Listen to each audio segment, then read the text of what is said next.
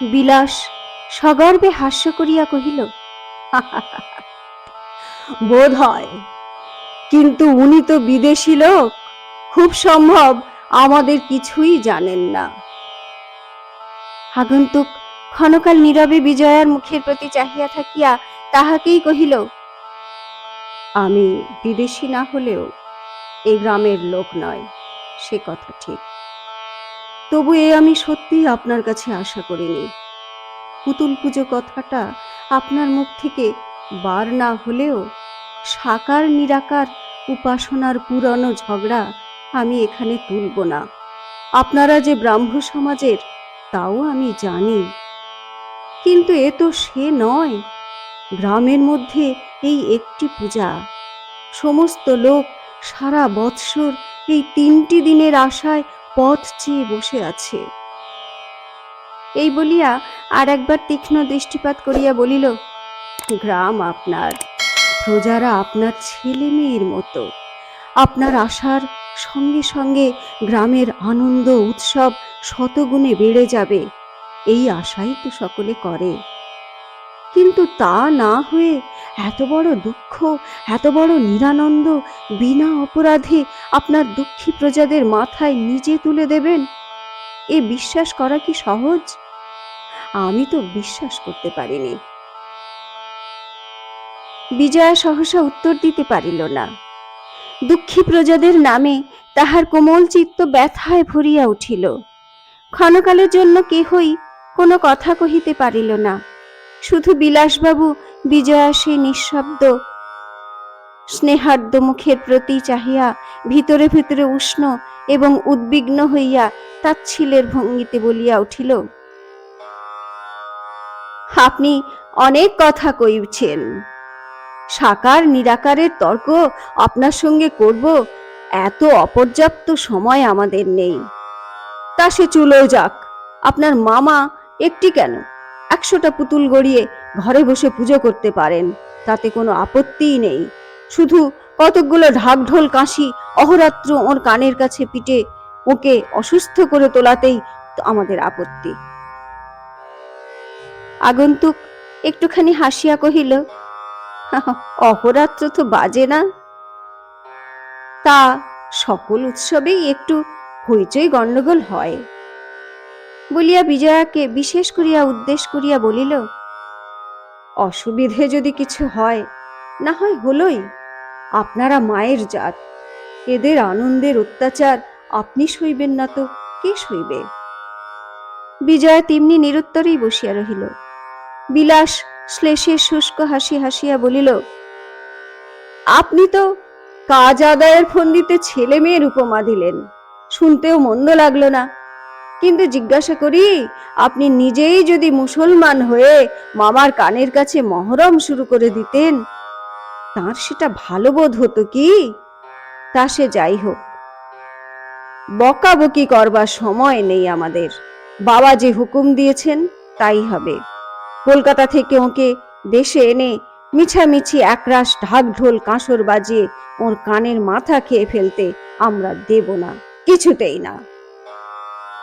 তাহার অভদ্র ব্যঙ্গ ও উষ্মার আতিশয্যে আগন্তুকের চোখের দৃষ্টি প্রখর হইয়া উঠিল।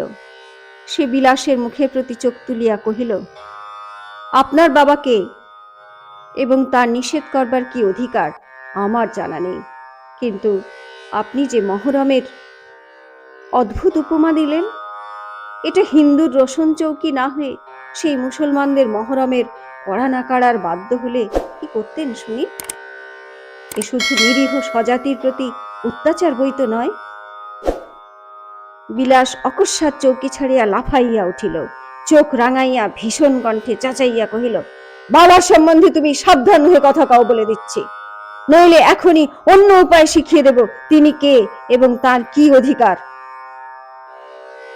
আগন্তুক আশ্চর্য হইয়া বিলাসের মুখের প্রতি চাহিল, কিন্তু ভয়ের চিহ্ন মাত্র তাহার মুখে দেখা দিল না। দেখা দিল বিজয়ার মুখে। তাহার বাটিতে বসিয়া তাহারই এক অপরিচিত অতিথির প্রতি এই একান্ত অশিষ্ট আচরণে ক্রোধে লজ্জায় তাহার সমস্ত মুখ আরক্ত হইয়া উঠিল। আগন্তুক মুহূর্তকাল মাত্র বিলাসের মুখের প্রতি চাহিয়া রহিল। পরক্ষণেই তাহাকে সম্পূর্ণ অগ্রাহ্য করিয়া বিজয়ার প্রতি চোখ ফিরাইয়া কহিল, আমার মামা বড় লোক নন, তার পূজার আয়োজন সামান্যই, তবুও এইটি একমাত্র আপনার দরিদ্র প্রজাদের সমস্ত বছরের আনন্দ উৎসব। হয়তো আপনার কিছু অসুবিধা হবে, কিন্তু তাদের মুখ চেয়ে কি এটুকু আপনি সহ্য করে নিতে পারবেন না? বিলাস ক্রোধে উন্মত্ত প্রায় হইয়া সম্মুখের টেবিলের উপর প্রচন্ড মুষ্টাঘাত করিয়া চিৎকার করিয়া উঠিল, না, পারবেন না, 100 বার পারবেন না। কতকগুলো মূর্খ চাষার পাগলামি সহ্য করবার মতো কেউ জমিদারি করে না। তোমার আর কিছু বলবার না থাকে তো তুমি যাও, মিথ্যে আমাদের সময় নষ্ট করো না বলিয়া সে হাত দিয়া দরজা দেখাইয়া দিল। তাহার উৎকট উত্তেজনায় ক্ষণকালের জন্য আগন্তুক ভদ্রলোকটি যেন হতবুদ্ধি হইয়া গেল। সাহসে তাহার মুখে প্রত্যুত্তর যোগাইল না। কিন্তু পিতার কাছে বিজয়া নিষ্ফল শিক্ষা পায় নাই। সে শান্ত ধীর ভাবে বিলাসের মুখের প্রতি চাহিয়া কহিল, আপনার বাবা আমাকে মেয়ের মতো ভালোবাসেন বলেই এদের পুজো নিষেধ করেছেন, কিন্তু আমি বলি হলেই বা 3-4 দিন একটু গোলমাল। কথা শেষ করিতে না দিয়াই বিলাস তেমনি উচ্চকণ্ঠে প্রতিবাদ করিয়া উঠিল, সে অসহ্য গণ্ডগোল, আপনি জানেন না বলেই। বিজয়া হাসি মুখে বলিল, তা হোক, গণ্ডগোল তো হবেই, 3 দিন বই তো নয়। আর আপনি আমার অসুবিধের ভাবনা ভাবছেন, কিন্তু কলকাতা হলে কি করতেন বলুন তো? সেখানে অষ্টপ্রহর কেউ কানের পাশে তোপ দাগতে থাকলেও চুপ করে সহ্য করতে হতো বলিয়া আগন্তুক যুবকটির পানে চাহিয়া বলিল, আপনার মামাকে জানাবেন, তিনি প্রতিবার যেমন করেন এবারেও তেমনি পুজো করুন, আমার বিন্দুমাত্র আপত্তি নেই। আগন্তুক এবং বিলাসবাবু উভয়ে বিস্ময়ে অবাক হইয়া বিজয়ের মুখের প্রতি চাহিয়া রহিল।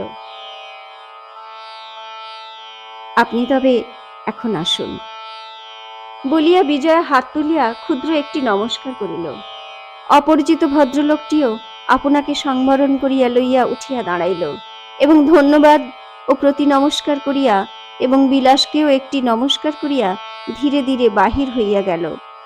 অবশ্য ক্রুদ্ধ বিলাস আর একদিকে চক্ষু ফিরাইয়া তাহা অগ্রাহ্য করিল, কিন্তু দুজনের কেহই জানিতে পারিল না যে এই অপরিচিত যুবকটি তাহাদের সর্বপ্রধান আসামী জগদীশের পুত্র নরেন্দ্রনাথ।